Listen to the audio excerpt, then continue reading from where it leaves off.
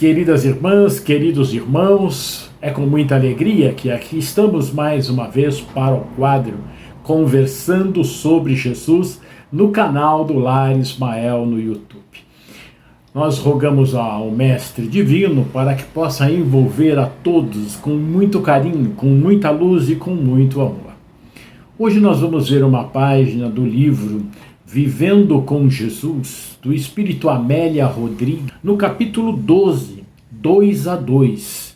Isso está em Lucas, no capítulo 10, versículo de 1 a 20.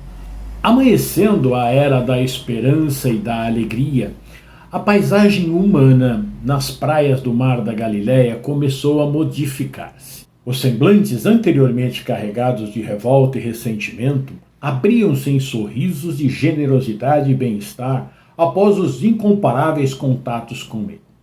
A magia do seu verbo e o encanto de sua presença acalmavam as ansiedades mais perturbadoras e diluíam os sentimentos inamistosos sem que se dessem conta aqueles que os sofriam. As notícias corriam de boca a ouvido e se espalhavam como pólvora incendiada entre os infelizes. Cada vez chegavam à região os desvalidos e chibatados pelo abandono, aguardando solução para as suas chagas aflitivas e os seus sofrimentos superlativos. Ele os atendia com ternura incomum, irmão de todos e amigo especial de cada um, dando-lhes a impressão de que viera somente para socorrê-los, a cada qual de maneira coloquial ou informal, e única. Essa, porém, não era a finalidade da sua mensagem. Na verdade, ele usava da misericórdia e de compaixão porque era a única forma de ser seguido nas circunstâncias, tendo em vista a magnitude da proposta que apresentava em parábolas a fim de não os assustar. Imaturos e sofridos, o importante era-lhes a diminuição das dores e das penas momentâneas, como os apelos do estômago esfaimado, de modo a poderem ouvir o que ele tinha a lhes dizer. Jesus atendia a todos aqueles que chegavam próximo a ele, sempre com muito carinho, sempre com muito amor, dando muita atenção a todos os irmãos, e eles imaginavam que ele tinha vindo exatamente para esse mister, mas a sua mensagem era muito maior. Mas ele precisava atender a esses irmãos que estavam com dores, estavam esfaimados, estavam abandonados pela sociedade da época. Então ele fazia esse trabalho. Amélia Rodrigues nos diz, imaturos e sofridos. Então, as parábolas que ele dizia era para não assustá-los, contava como um conto, utilizando tudo aquilo que lhe era comum. Ele falava da agricultura para agricultores, dava exemplos da pesca para os pescadores, dava exemplos dos rebanhos para os pastores, falava do dinheiro para os publicanos.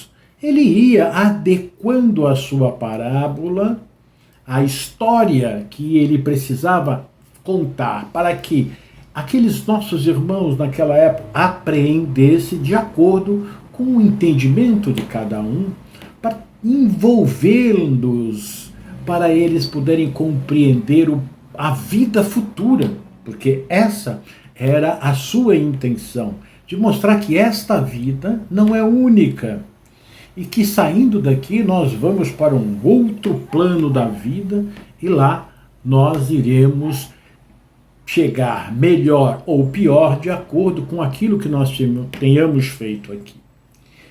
E ela diz: porque os ventos gentis da alegria estivessem no ar, era necessário levá-los a outras regiões além da simplória Galiléia.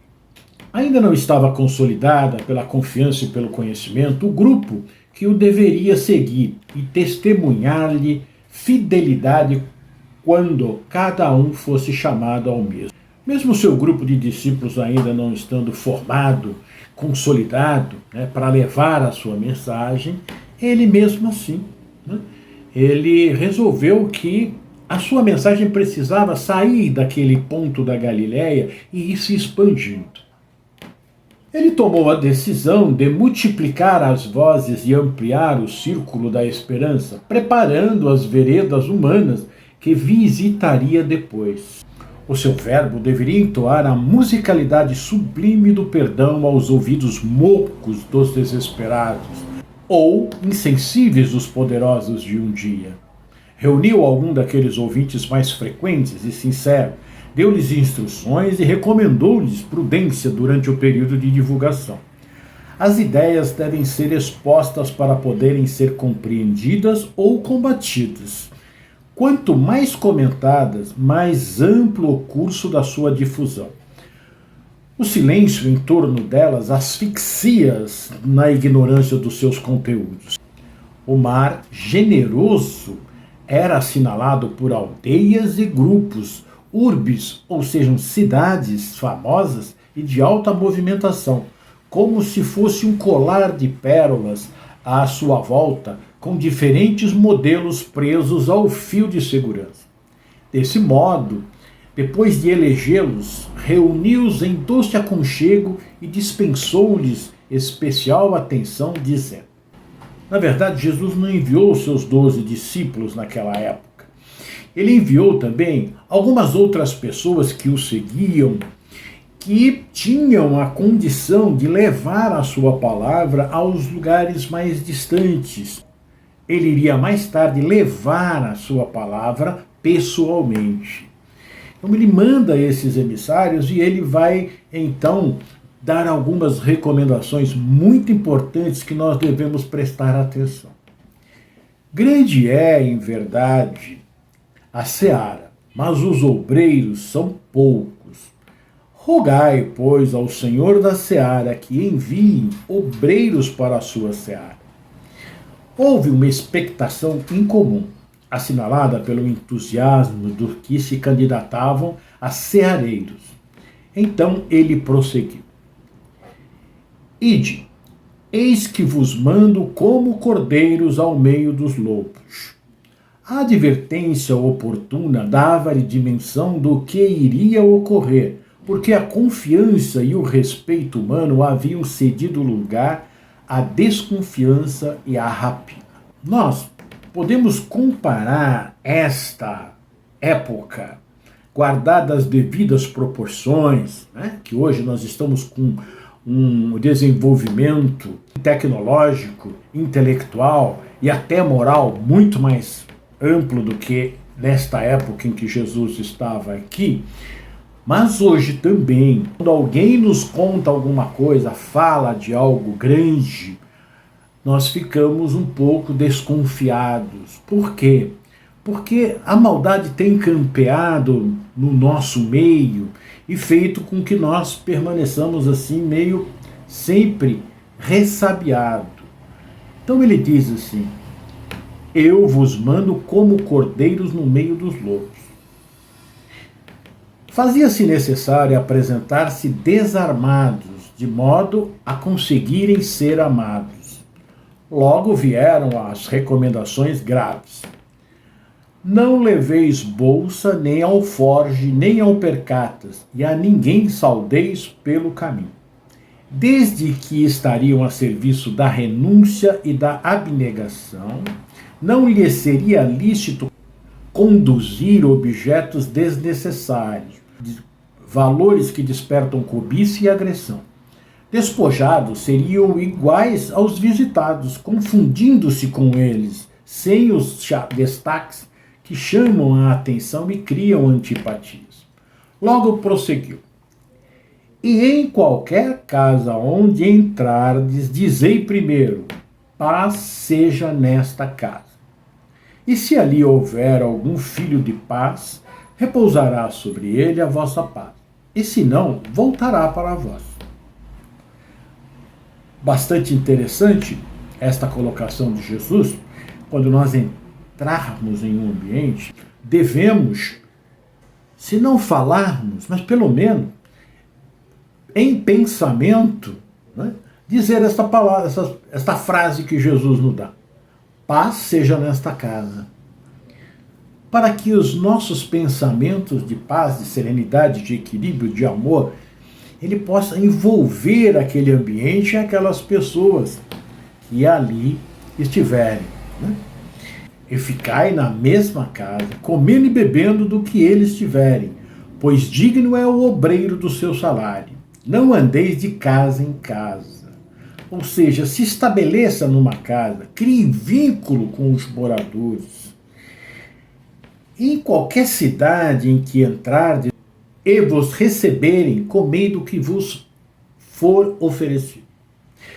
Quando ele diz para a gente não ficar de casa em casa, nós devemos fazer vínculo, criar vínculo com as pessoas que nós estamos em busca de ajudar, para que nós possamos ter uma certa intimidade essa de chamá-lo pelo nome, de conhecer a sua história, dele conhecer a nossa história, para que nós criemos esse ambiente que é um ambiente de irmãos, né? Que não vai me colocar em nenhuma posição de destaque, nem ele numa posição inferior, e assim nós podemos fazer o nosso trabalho, seja ele material, ou seja ele moral, espiritual, né? Sem que ofendamos as pessoas. Por isso que ele diz, olha, não vá com adorno. E Paulo nos dá um exemplo muito claro sobre isso, de não ficar de casa em casa. Quando ele chegava numa cidade, ele se estabelecia na casa que o recebia. E ali ele fazia suas refeições, procurava trabalhar para não ficar pesado às pessoas, mas permanecia naquela casa. E saía da casa, porque ele criava ali naquele lugar um ambiente propício para receber os eflúvios espirituais, porque existia paz naquela casa. E aí ele saía para o seu trabalho profissional, que ele era tecelão, e à noite de lá ele recebia ali ou saía para as praças para pregar. Mas voltava para aquele local. E ela diz ainda, estava mantida a ética do comportamento social, o respeito às ocorrências com simplicidade, sem exigências nem extravagância. Eles seriam aceitos ou não pela maneira de se comportar. Seriam aceitos por eles mesmos, né? Não por terem bens naquele momento e poderiam atrair a cobiça, como Jesus disse. Né? Agora eram as providências iniciais em favor dos que os receberiam. Primeiro ele deu as instruções para o comportamento daqueles discípulos nos locais aonde eles iriam chegar. Porque também era costume naquela época, ao viajor, se dar o pouso, se dar a comida, né? Diferente dos dias de hoje. Naquela época não se tinha muitas hospedagens, então eles chegavam e as pessoas ofereciam, né, um quarto, um cômodo, um local para que ele pudesse descansar e ali ficar. E às vezes eles ficavam algum tempo, na verdade. E agora Jesus vai dizer a eles, né, o que devem fazer para aqueles que os receberem. E curai os enfermos que nela houver, e dizei-lhes, é chegado a vós o reino de Deus. Mas em qualquer cidade em que entrardes e vos não receberem, saindo por suas ruas, dizei, até o pó que da vossa cidade se nos pegou, sacudimos sobre vós. Sabei, contudo, isto, que já o reino de Deus é chegado a vós. Ou seja, não recebeu-me aquela animosidade, aqueles fluidos negativos por não querer me receber, por me expulsar da cidade, eu não posso levar essa vibração comigo. Isso é o sacudir o pó, é não guardar dentro de si nenhum sentimento negativo de revolta contra os irmãos que não te receberam. Simplesmente você vai pegar as suas coisas e sair, né, com tranquilidade, com equilíbrio, desejando o bem. E aí nós estamos realmente sacudindo o pó. Não vamos levar aquela vibração ruim. Não é? A psicologia de Jesus era toda centrada no amor, nada de violência, de imposição de seus ensinamentos. Da mesma forma, nenhuma submissão ao mundo perverso e às suas determinações. Olha que coisa, né? Jesus não comungava, né, com a violência. Tudo era amor. Não tinha nada de imposição ou violência. E também ele não permitia, né, que o mundo negativo, as pessoas perversas ruins, né, impusesse a ele as suas posições. Porque diz aqui Amélia Rodrigues, a independência moral fazia parte do seu programa, porque somente aqueles que são livres podem comentar as bênçãos da liberdade. E é verdade. Eu não posso permitir que os pensamentos negativos morem em mim, porque eles estão sendo sugestionados por espíritos inferiores, imperfeitos, que querem que eu siga esse caminho. Eu tenho que ter a minha postura, eu tenho que ter a minha liberdade, eu tenho que saber o caminho que eu quero seguir. Né? Não ficar dando asas a espíritos que querem nos tirar do trilho da vida. Seguindo as circunstâncias, ele passou a explicar os perigos para as cidades e pessoas que desprezassem o convite, optando pela ilusão que às vezes sobrepõe-se à realidade. As pequenas pérolas às margens do mar Galileu, Corazim, Betsaida, estavam recebendo o anúncio do mundo melhor, mas também Cafarnaum, Magdala, Dalmanuta seriam bafejadas pela notícia revolucionária. Também Tiro, Sidom e outras cidades, igualmente Jericó, das águas cantantes e cristalinas, seriam convidadas ao banquete, com a opção de aceitarem ou não. Logo depois, as referências finais. Quem vos ouve a vós, a mim me ouve. E quem vos rejeita a vós, a mim me rejeita. E quem a mim me rejeita, rejeita aquele que me enviou. Partiram os mensageiros e visitaram os recantos das regiões assinaladas e outras, vivendo o ensinamento que transmitiam, amparando-se reciprocamente. Por isso, os mandara 2 a 2, para que a solidão não se transformasse em desespero em cada coração. Transcorreram os dias justos e propostos, quando eles retornaram em inusitado júbilo. O verdadeiro regozijo não se deve apoiar nas vitórias sobre os outros, sejam espíritos ou criaturas, mas na superação das próprias imperfeições, na consciência íntegra decorrente do dever nobremente cumprido. É muito interessante esta parte, porque os apóstolos tiveram sucesso e insucesso nas suas empreitadas. Muito mais sucessos e voltaram muito felizes, é óbvio. Mas Amélia Rodrigues coloca que a verdadeira vitória não é ter conquistado o outro, e sim vencido as dificuldades que se apresentaram no caminho para se chegar a essas vitórias. Porque isso é pessoal, né? Eu vencer as minhas dificuldades. É muito bonito este trabalho desta forma. Quem faz os trabalhos de assistência, de auxílio às pessoas na casa espírita através do atendimento fraterno, tem uma visão ampla disso quando, passados os momentos em que a pessoa chegou, fez contou a sua história, fez todo o tratamento, e de repente ela já está se tornando uma trabalhadora da casa. Olha que caminho belo percorreu. Foi fácil? Não, mas ela venceu. Quando nós preparamos os nossos trabalhos assistenciais, a dificuldade em conseguir obter os mantimentos, as roupas, os sapatos, né? Aqueles instrumentos que nós temos que levar aos nossos irmãos, é uma correria, pede aqui, compra ali, faltou aqui alguém, vamos lá fazer uma cotação para comprar o resto. Comprou tudo.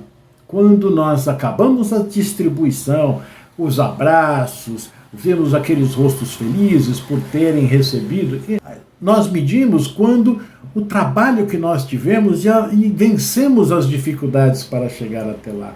Esta é a grande vitória diante de nós mesmos e perante Deus, nosso Pai. É o nosso momento de passar pela dificuldade e chegar a um melhor momento.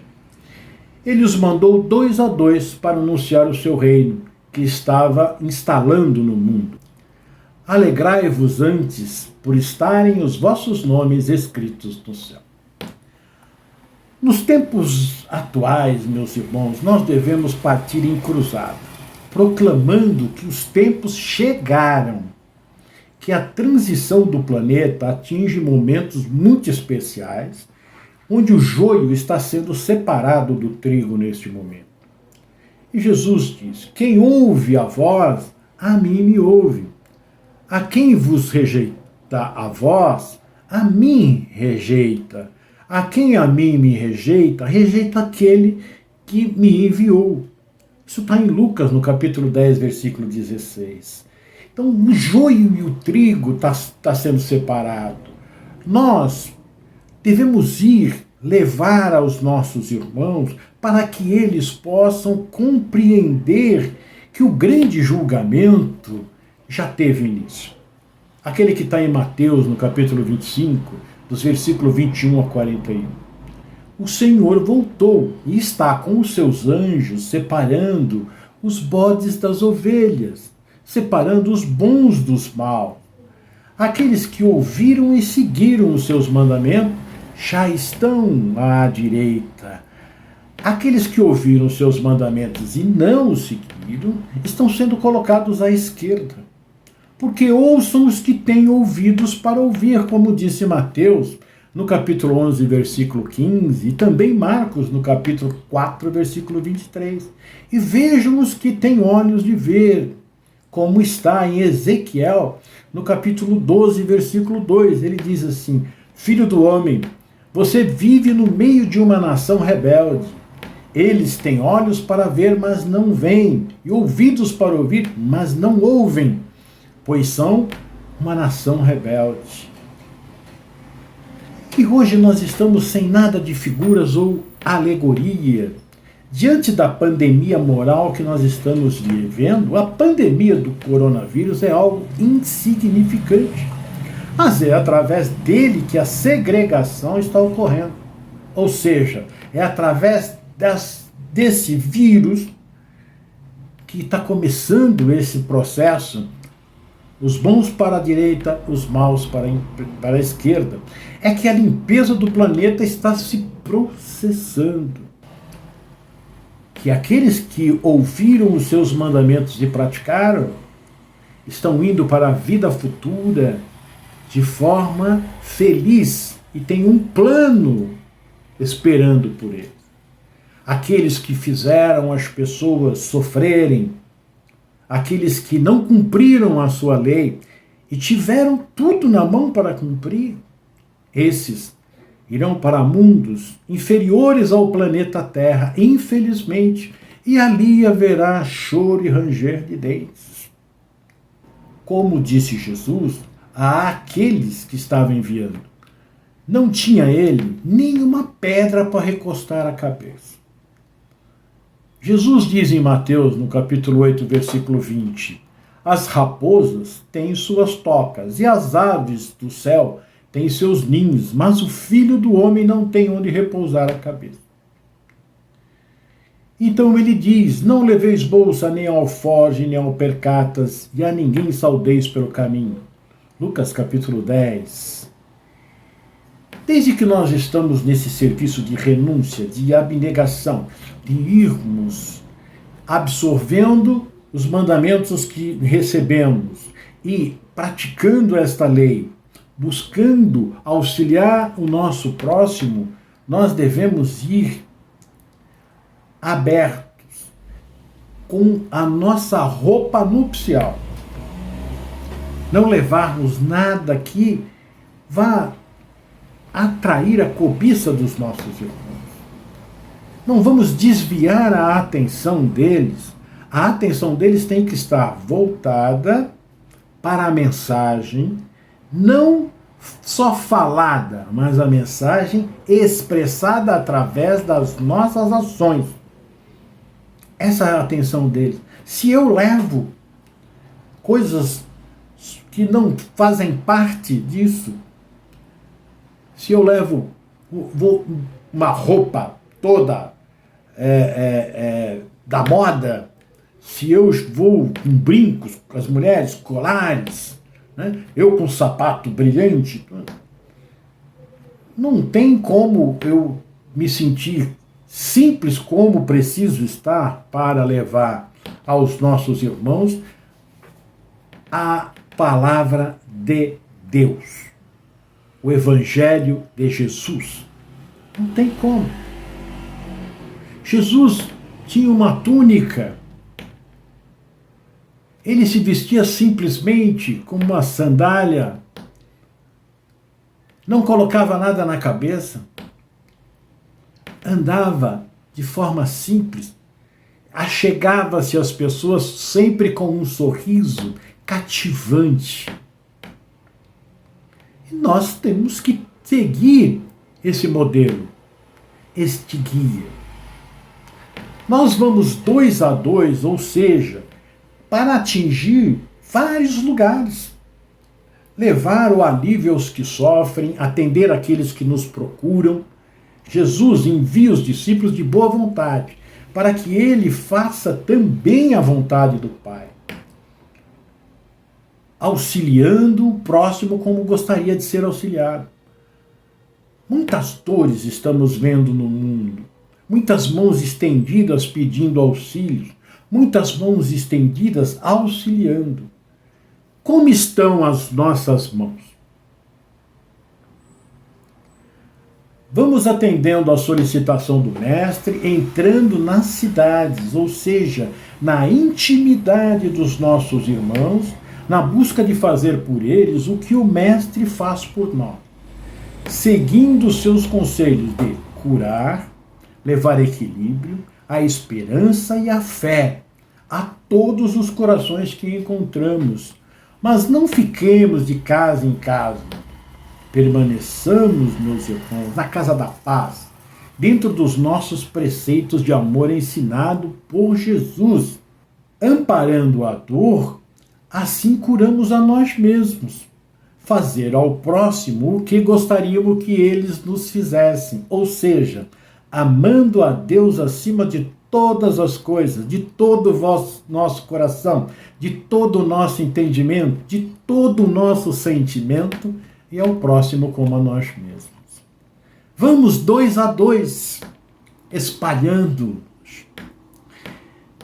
Em uma oportunidade, nós íamos para uma outra cidade, conversando com o nosso irmão Tito,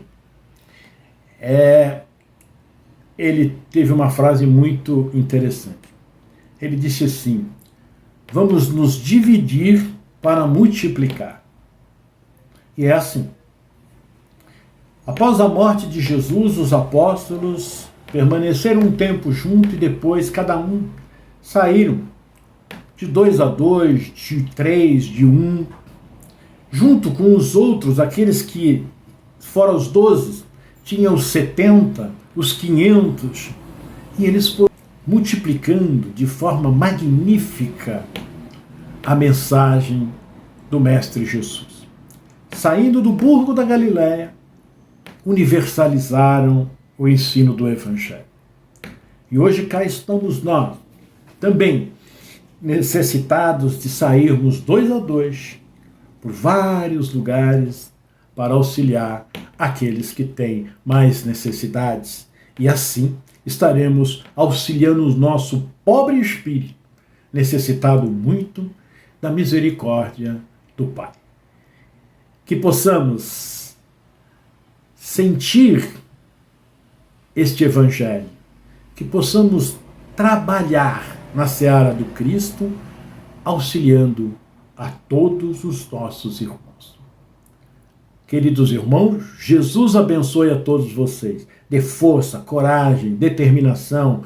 Não tenham medo deste momento. É um momento bonito, importante, é um momento de crescimento espiritual, de nós entrarmos dentro de nós para descobrirmos quem somos, o que estamos fazendo com a mensagem que recebemos de Jesus e começarmos a arregaçar as mangas e trabalhar em nosso próprio benefício e no benefício do nosso irmão. A paz do Mestre envolva a todos, agora e sempre. Até a próxima semana. Na paz de Deus.